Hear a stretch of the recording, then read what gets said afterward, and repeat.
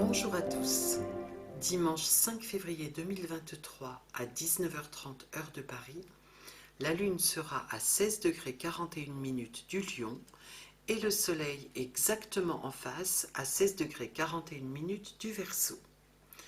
Nous sommes donc à mi-parcours de cette lunaison Verseau où il nous est proposé d'accueillir la nouveauté, de nous laisser traverser par des inspirations propres à nous ouvrir de nouvelles voies dans notre vie professionnelle ou personnelle, et en particulier pour nous associer à des personnes qui sont sur la même longueur d'onde que nous, que ce soit dans un contexte associatif, de groupe plus informel, ou encore sur le plan amical. Nous avons le désir de créer au sein d'un groupe un besoin de collectif qui porte de nouvelles idées, de nouvelles impulsions dans la société. Cela peut conduire à la nécessité de mettre son ego de côté. Le besoin d'être reconnu dans notre singularité, notre identité personnelle, peut alors faire surface et nous pousser à faire un retour à soi. C'est ce que nous propose cette pleine lune en Lion. Il est question de nous recentrer sur nos valeurs, de nous accorder un temps pour laisser s'exprimer notre créativité personnelle, pour des loisirs, pour nous reconnecter à notre idéal, à notre identité profonde, à notre véritable potentiel. C'est aussi un temps pour l'amour, pour ce qu'il porte de chaleureux et de généreux. Ce retour à nous est propre à nourrir notre confiance en nous, en nos capacités créatives, en nos valeurs. Cela nous renforcera intérieurement et nous pourrons ainsi retourner dans le groupe en sachant effacer notre ego sans que cela nous pose problème. Pour rappel, le Soleil est en exil en Verseau, ce qui indique que l'ego doit pouvoir se mettre en arrière-plan dans les activités collectives. Si l'identité personnelle est bien nourrie et permet ainsi une bonne affirmation de soi, l'individualité peut se mettre au service du groupe, sans pour autant se mettre en avant. Maintenant, voyons quelles sont les nuances à apporter à ce tableau en regardant les aspects à la Lune et au Soleil. En tout premier lieu, nous voyons un double carré à Uranus, ce qui, avec l'opposition Soleil-Lune, forme donc un T carré. Il y a là un défi à relever, porteur d'un grand pas évolutif du fait de la conjonction d'Uranus au nœud nord. Les trois signes concernés sont des signes fixes, ce qui relie analogiquement cette configuration à la planète Vénus et au signe du Taureau, et indique également une résistance au changement. Or, il se trouve qu'ici, la planète focus qui reçoit toute l'énergie tendue du T carré, c'est Uranus, qui est la planète du changement radical, soudain et souvent surprenant. Et Uranus se trouvant en Taureau, il est maîtrisé par Vénus. C'est donc doublement par Vénus que ce défi est à même d'être relevé. Sa conjonction au nœud nord, la conjonction d'Uranus au nœud nord, amplifie la dimension évolutive du changement, et plus spécifiquement de la transformation intérieure qui peut advenir si nous relevons le défi. Mais quel défi ?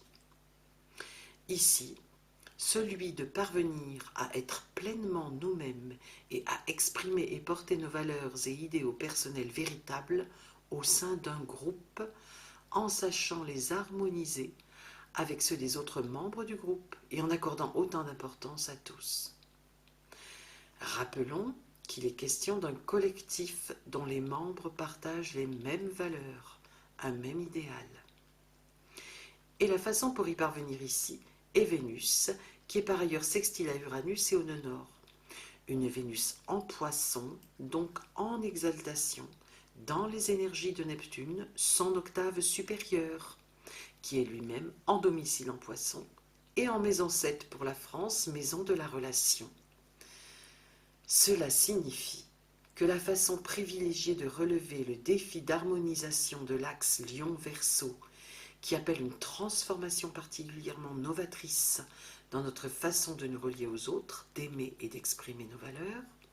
Cette façon privilégiée de relever le défi est d'écouter notre intuition, d'élever notre sentiment, de développer notre capacité d'empathie et de nous ouvrir à la dimension spirituelle. La hauteur de vue et la compréhension de la nature humaine qu'apporte un cheminement spirituel sont les meilleurs garants d'une victoire sur notre résistance au changement et donc de notre capacité à relever les défis. À noter deux autres aspects à Vénus, un carré à Mars et un semi-sextile quasi exact à Chiron. Chiron en Bélier est maîtrisé par Mars, ce qui indique que nos désirs et actions du moment sont motivés par une certaine affirmation de nous-mêmes, un besoin de prendre des initiatives. Mais nous avons tendance à nous éparpiller, ou du moins, nous pouvons faire preuve d'une certaine nervosité ou instabilité dans nos désirs ou nos choix d'action. D'autant plus que Vénus en Poisson est porteuse d'une très grande sensibilité. Ceci étant, Mars, qui est en aspect harmonieux avec le Soleil et la Lune, puisque planète médiatrice d'un triangle rectangle ainsi formé, a aussi un aspect positif, de par l'ouverture et la curiosité dont il est porteur en Gémeaux. Par ailleurs, la configuration de la tente, trois sextiles créant une opposition à la base et générant deux trigones, qui relie, pourrait-on dire, les acteurs principaux de ce ciel de pleine lune, cette configuration a pour motivation principale de trouver un équilibre relationnel et émotionnel avec autrui. Comment ? Par l'harmonisation des planètes en opposition, ici le Soleil et la Lune, ce qui nous ramène à la première signification de cette pleine lune que nous avons vue en début d'étude. Il est à noter que cette configuration de la tente apporte des facilités pour aller vers l'autre grâce au sextile qui favorise la communication, l'affirmation de soi et les moyens d'expression créatifs. Et cela via les deux planètes médiatrices que sont ici Mars et Chiron. Nous revenons à l'affirmation de soi, de notre individualité singulière et unique, qui est porteuse de guérison intérieure et en résonance avec les besoins de la Lune en Lion, besoin d'être reconnu pour qui l'on est vraiment. À noter, l'un des aspects de la tente est une demande de maîtrise de ses émotions par la pensée. Il s'agit d'harmoniser le plan mental et le plan sentimental. Si le plan sentimental est avant tout porté par Vénus, le plan mental, lui, l'est d'abord par Mercure. Mercure se trouve en Capricorne, donc maîtrisé par Saturne, et en maison 5, maîtrisé par le Soleil. Ces deux maîtres sont conjoints en Verseau, en maison 6, maison maîtrisée par Mercure, tout comme l'ascendant et Mars. La conjonction Soleil-Saturne sera vraiment exacte le 16 février. Tout cela nous indique que nous allons avoir la possibilité de prendre conscience et de comprendre les problématiques liées aux actions collectives. Avec Saturne, le Soleil et Mercure, qui sera lui aussi passé en Verseau sous la maîtrise d'Uranus, nous pourrons recevoir des inspirations quant à des solutions concrètes à apporter pour résoudre les problématiques en question. Et les énergies saturniennes seront une aide précieuse pour cadrer et structurer tout cela. De plus, avec Mercure conjoint à Pluton, qui est sextile à Neptune, nous pouvons transformer notre pensée, avoir des compréhensions nouvelles qui nous permettent de porter un tout autre regard sur les blocages sociétaux actuels. Pour terminer cette première partie de notre étude, regardons la lune noire en Lion, dans le signe maîtrisé par le Soleil. Une lune noire qui vient signifier quelques difficultés dans notre retour à soi porté par la pleine lune. En effet, La lune noire en Lion nous parle d'une difficulté à rayonner ce que nous sommes. Des blessures de l'ego qui remontent grâce au trigone à Jupiter conjoint à Chiron en Bélier. Des blessures de l'ego qui remontent qui peuvent être l'occasion d'un grand pas en avant dans l'acquisition d'une plus grande force intérieure et d'une plus grande affirmation de qui l'on est profondément. L'action de Chiron le guérisseur est ici amplifiée par sa conjonction à Jupiter. Sachons saisir cette opportunité d'évolution qui nous renforcera intérieurement et nous permettra ainsi de tenir une juste place au sein de groupes et de la collectivité en général.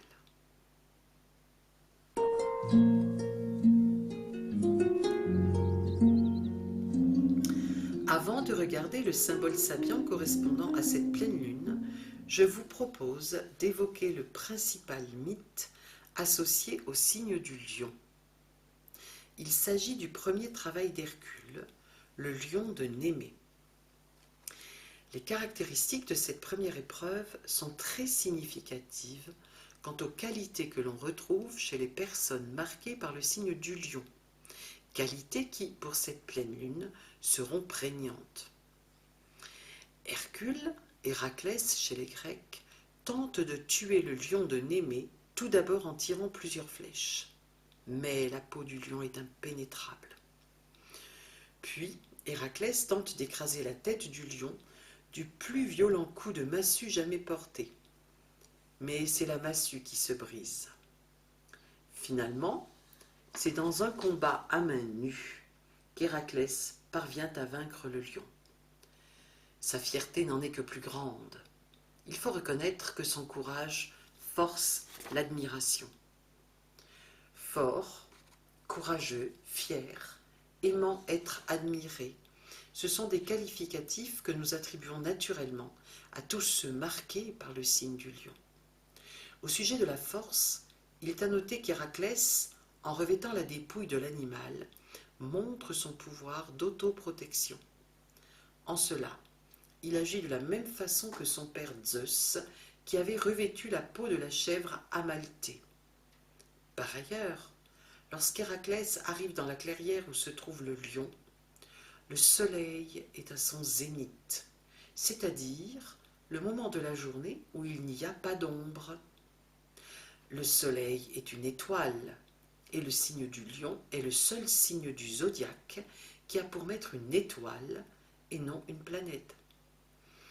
L'élément du signe du lion est donc le feu, un feu qui génère une forte volonté, la passion, l'ambition, mais aussi l'enthousiasme désintéressé.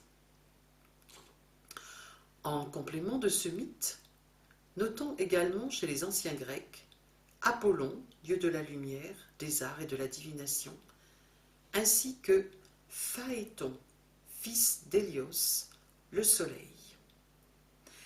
Admirant la puissance et la force de son père, le jeune homme demande l'autorisation de conduire le char du soleil, donc de diriger la course du soleil dans les cieux durant un jour. Hélios accepte, mais Phaéton n'a pas assez de force pour maîtriser les 4 chevaux ailés attelés au char. Les coursiers ivres de liberté embrasèrent la terre plutôt que de la réchauffer. La terre s'assécha et les eaux se tarirent. Gaïa, la terre-mère, poussa un grand cri que Zeus entendit, et d'un éclair, il foudroya l'imprudent. Hélios reprit alors sa course régulière. Cette histoire rappelle au lion qu'il ne doit pas se laisser emporter par son orgueil. Il doit savoir accepter de perdre les trop scintillantes illusions qu'il a parfois sur lui-même. Enfin, peut-être plus qu'aucune autre, la religion égyptienne a été dominée par le culte solaire. Dans l'Égypte antique, Ra ou Ré est le dieu soleil. Il était l'un des dieux les plus importants, voire le plus important. Et Akhénaton en a même fait son dieu unique sous le nom d'Aton.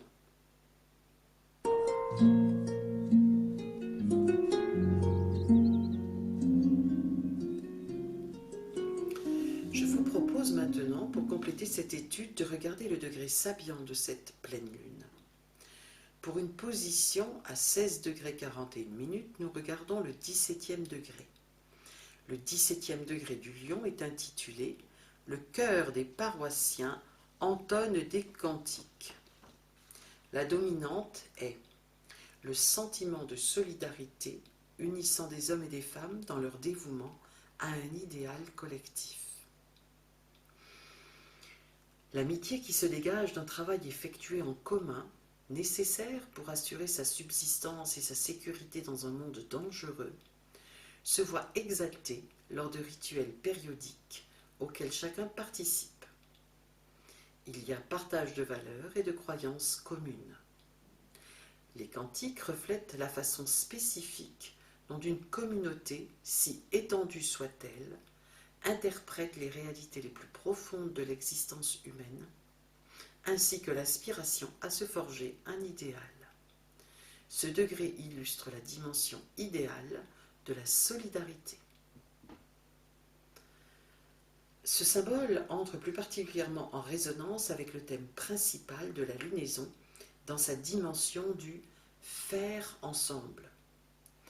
Alors que la carte du ciel attire notre attention sur les pensées, les idéaux, les idées nouvelles que nous désirons impulser dans la société en agissant dans un groupe, une équipe ou une association, ce symbole sabian met en avant l'aspect fraternel qui sous-tend ce genre d'action collective.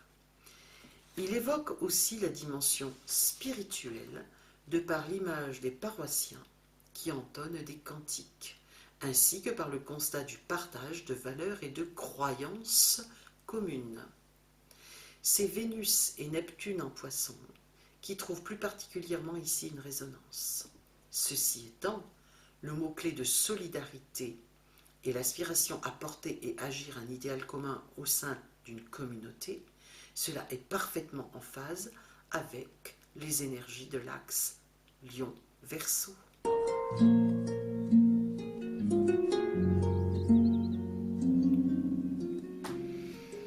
Pour terminer cette étude, regardons brièvement du côté de la numérologie et des arcanes du tarot. La date de cette pleine lune, 5/02/2023, nous donne 5 ou 14 selon la méthode de réduction utilisée. Cette nouvelle lune est donc en résonance avec le pape et Tempérance. Le message de Tempérance peut être celui de l'équilibre à trouver entre soi et les autres grâce à une communication fluide. L'eau coule du vase bleu de la réflexion au vase rouge de l'action et inversement. Il est question de coopération entre ces deux pôles, celui de la pensée et celui de la volonté, de l'action. Nous pouvons aussi voir dans les deux ailes les organes qui nous mettent en contact avec le ciel, de la même façon que nos deux jambes nous mettent en contact avec la terre et nos deux bras avec les autres êtres humains. Cet arcane est un arcane de communication qui concerne tout ce qui nous entoure. Il est dit que la loi des ailes est l'amour de Dieu, celle des bras, l'amour du prochain, et celle des jambes, l'amour de la nature terrestre. En lien avec la carte de cette pleine lune, plus nous élèverons notre pensée et notre sentiment, plus nous serons capables de véritablement aimer et donc d'entrer en relation de manière juste avec tous les êtres vivants qui nous entourent. Quant au pape, il nous invite à nous relier à un plus grand tout. Le pape connaît les lois non écrites. Il symbolise une manifestation supérieure qui transcende la matière. Le message peut être d'écouter notre intuition et d'être attentif aux inspirations qui peuvent nous traverser et être source d'impulsions nouvelles à partager et à manifester ici et maintenant. Le pape est par ailleurs une lame de protection. Il est dit ici que la période de profond changement intérieur que nous vivons est à vivre sans crainte, car nous sommes protégés. Chacun nommera, ou pas, selon ses convictions et son parcours, cette énergie supérieure bienveillante. Quoi qu'il en soit, rappelons-nous qu'elle est bien présente et active. J'arrête là l'étude de cette pleine lune et vous remercie pour votre écoute. Je vous souhaite une très belle période de pleine lune. À bientôt!